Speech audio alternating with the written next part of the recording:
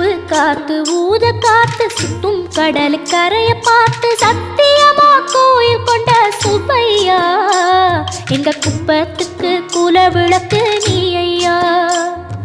வாட காத்து வீச பார்த்து அலையை எதிர்த்து வலைய போட்டு மீன் பிடிக்கும் தொழில் நடக்குது முத்தையா. கரை மீண்டு வர காவல் உந்தன் வேலையா. திருச்செந்தூர் ஆண்டவனே வேல் முருகா தினம் உனக்கு நன்றி சொல்வோம் மால் மருகா.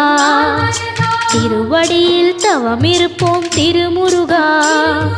தீப்பெழுது நலமெனவே வடிவழகா.